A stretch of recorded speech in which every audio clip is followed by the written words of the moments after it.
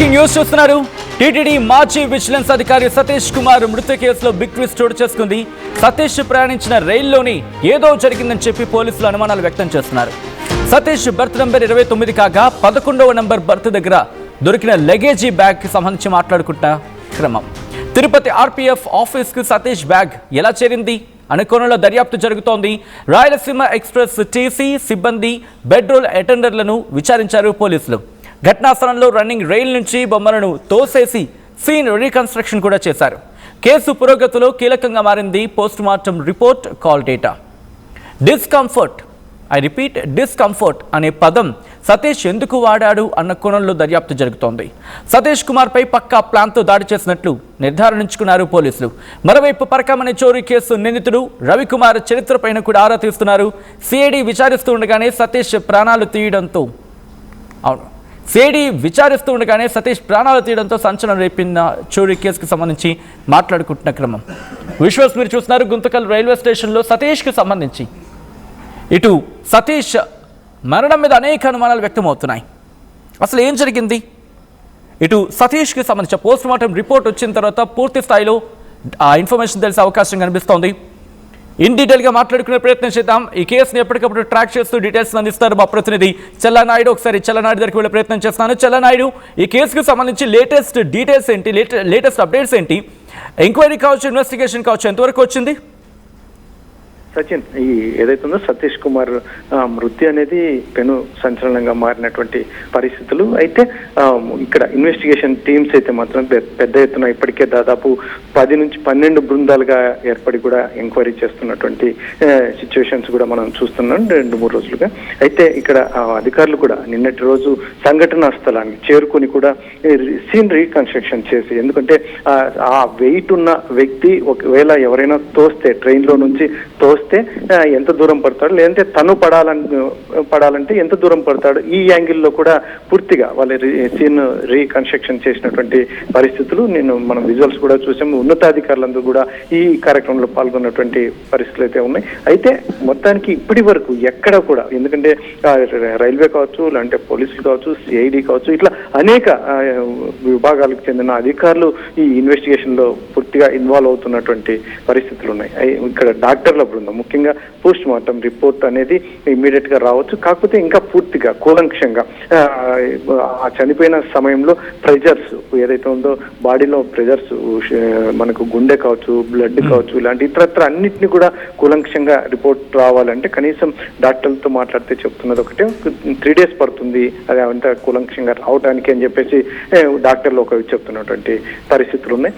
అయితే మొత్తానికి ఇప్పటి వరకు అనేక అనుమానాలు, రోజు రోజుకి ఒక్కొక్కటి. నిన్నటి మధ్యాహ్నం వరకు మర్డర్ అనుకున్నాం, తర్వాత కొన్ని ఈక్వేషన్స్ తో మరి ఏం జరిగింది ఏంటి అని క్వశ్చన్ మార్క్స్ వెల్లువెత్తున్నాయి తప్ప ఎక్కడ సమాధానం దొరకనటువంటి పరిస్థితులు అయితే ప్రస్తుతానికి నెలకొని ఉన్నాయి. అయితే ఇది ఇమ్మీడియట్ గా ఎంత తొందరగా వీలైతే అంత తొందర ఇన్వెస్టిగేషన్ అయితే పూర్తి చేస్తామని చెప్పేసి పోలీసు ఉన్నతాధికారులు చెప్తున్నప్పటికీ మరి ఎన్ని రోజులు అనేది టైం బౌండ్ అయితే చెప్పట్లేదు సచిన్. మొత్తానికి అయితే ఎంక్వైరీ చాలా సీరియస్ గా అక్యురేట్ గా చేయాలనే ఉద్దేశంతోనే అధికారులు ముందుకు వెళ్తున్నట్టుగా కనిపిస్తుంది. ఒక పక్క సీన్ రీకన్స్ట్రక్షన్ జరుగుతున్న క్రమం, ఇంకొక వైపు బాడీకి సంబంధించి ఆ భౌతికాయానికి స్కాన్ చేశారంటూ కూడా, అసలు స్కానింగ్ వరకు ఎందుకు వెళ్ళిన సందర్భంలో ఎటువంటి అనుమానాలు వ్యక్తమవుతున్నాయి. దాంతోపాటు స్కాన్కి సంబంధించి మాట్లాడుకున్న క్రమంలో అలాగే సీన్ రీకన్స్ట్రక్షన్కి సంబంధించి ఏం జరుగుతోంది, ఇన్వెస్టిగేషన్లు ఎంత కీలకం కాబోతున్నాయి, 2 కీ పాయింట్స్ కూడా. ఎస్ సచిన్, గతంలో ఎన్నడూ ఇటువంటి సస్పెక్ట్ మర్డర్స్ లో ఎప్పుడు కూడా బాడీకి చనిపోయిన తర్వాత స్కాన్ చేసిన పరిస్థితులు అయితే ఎప్పుడూ లేవు. అయితే ఇప్పుడు ప్రస్తుతానికి స్కాన్ చేయాల్సిన అవసరం ఎందుకు వచ్చింది అంటే, ఇంకా ఒకవేళ ఇన్ కేస్ ఎవరైనా మనం ఒకవేళ మర్డర్ అనుకుంటే ఎవరైనా అటాక్ చేయబోతున్నారు అనుకున్న సమయంలో తన దగ్గర ఉన్న ఏదైనా ఇన్ఫర్మేషన్, ఎనీ పెన్ డ్రైవ్ కావచ్చు, ఇలాంటి ఇతరత్ర ఏదైనా తను ఏమన్నా మింగి ఉన్నాడా, లేక ఎందుకంటే వాళ్ళకి ప్రత్యర్థులకి దక్కే అవకాశం ఇవ్వకుండా, ఎందుకంటే ఒక పోలీస్ ఆఫీసర్ గా ఏదైనా ఇన్ఫర్మేషన్ ఉంటే దాన్ని ఇతరులకు తెలియకుండా కూడా మెయింటైన్ చేయగలిగిన సిచ్యువేషన్స్ లోకి ఒక ట్రైనింగ్ లో కావచ్చు, లేదంటే ఈ ప్రొఫెషన్ లో కూడా వాళ్ళకి తెలిసే అవకాశం ఉంటుంది. కాబట్టి ఆ సిచ్యువేషన్ వచ్చి ఉంటే కనుక ఇన్ కేసు ఏదైనా పెన్ డ్రైవ్ కావచ్చు, ఇతరత్ర ఏదైనా కూడా నోటి ద్వారా మింగాడేమో కాబట్టి అది ఆ పెన్ డ్రైవ్ ఉంటే ఇంకా ఏదైనా బయటకు రావచ్చు కదా అనే ఉద్దేశంతోనే ఈ స్కాన్ చేసినట్టుగా మనకు పక్కా సమాచారం అందుతుంది. అయితే ఇప్పటి వరకు చేస్తున్నటువంటిది ఏదైతే ఉందో పిఎం రిపోర్ట్ కావచ్చు, లేకుంటే ముఖ్యంగా ఇప్పుడున్నటువంటి సిచ్యువేషన్ లో ఫోరెన్సిక్ తన సెల్ ఏదైతే ఉందో సెల్ ఫోన్ నుంచి ఎవరెవరు ఇటీవల కాలంలో ఎవరెవరు మాట్లాడు ఫోరెన్సిక్ హ్యాండ్ ఓవర్ లో ఇప్పటికే తన సెల్ హ్యాండ్ ఓవర్ అయింది. దాని మీద ఇన్వెస్టిగేషన్ జరుగుతుంది. ఇంకా అనేక అంశాలు, ఎందుకంటే ఆ ఫోన్ ద్వారానే మాక్సిమం.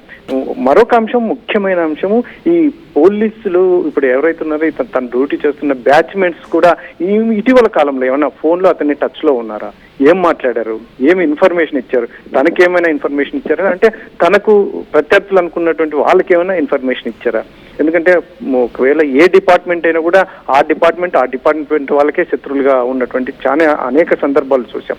ఇటువంటి పరిస్థితుల్లోనే వీళ్ళ నుంచి పోలీస్ వ్యవస్థ నుంచి కూడా ఏమైనా లీక్ వెళ్ళిందా, ఇతను వెళ్తున్నది కానీ, లేదంటే ఇతను ఏదైనా ఇన్ఫర్మేషన్ ఇవ్వబోతున్నాడు అన్నట్టుగా కానీ, ఇటువంటి అంశాలన్నింటినీ పెద్ద ఎత్తున, ఎందుకంటే దీనికి ఒక చోట ఒక టర్న్ తీసుకోవట్లేదు, అనేక టర్న్స్, అనేక మలుపులు తిరుగుతున్నటువంటి పరిస్థితులు అయితే కనిపిస్తూ ఉన్నాయి.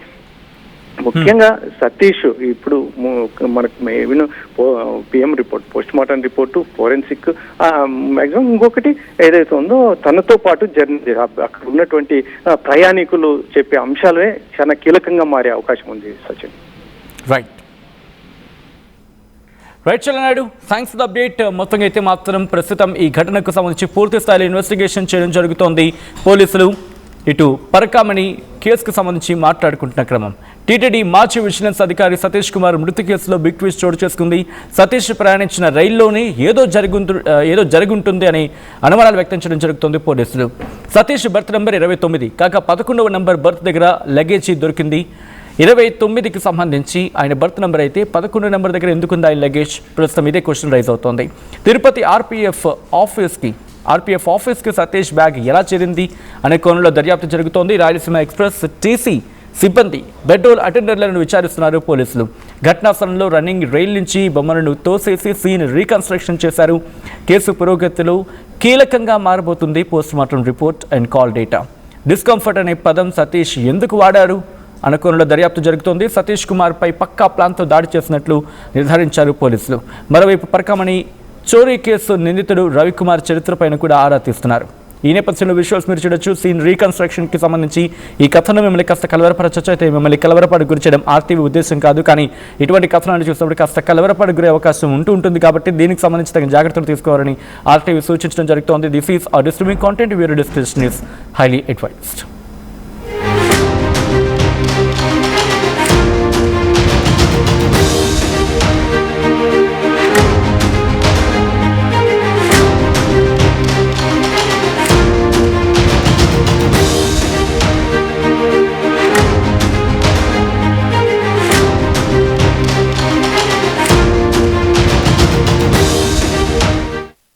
ఇల్లైనా ఫ్యాక్టరీ అయినా క్లినిక్ అయినా రూఫ్ ఉంటే safe. Truzon solar system install చేయండి.